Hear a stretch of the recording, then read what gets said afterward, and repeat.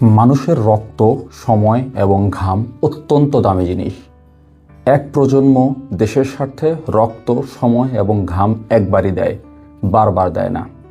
2024 সালে স্বৈরাচার হাসিনাকে পতনের জন্য এই প্রজন্ম রক্ত, সময়, ঘাম সব কিছুই দিয়েছে।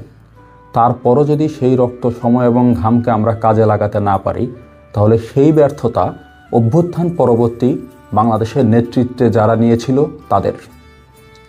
অভ্যুত্থান করার চেয়েও কঠিন কাজ হচ্ছে অভ্যুত্থানকে টিকিয়ে রাখা। বাংলা একটা প্রবাদ আছে না, স্বাধীনতা অর্জনের চেয়ে রক্ষা করা কঠিন।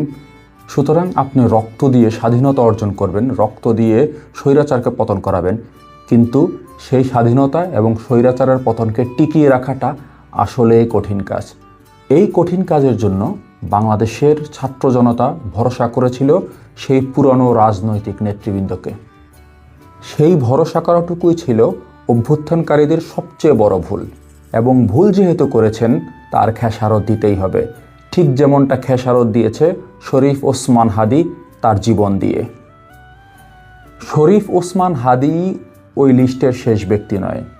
ভারতের আধিপত্যবাদের বিরুদ্ধে কথা বলা প্রত্যেকটা রাজনৈতিক সচেতন মানুষই ওই লিস্টে থাকবে।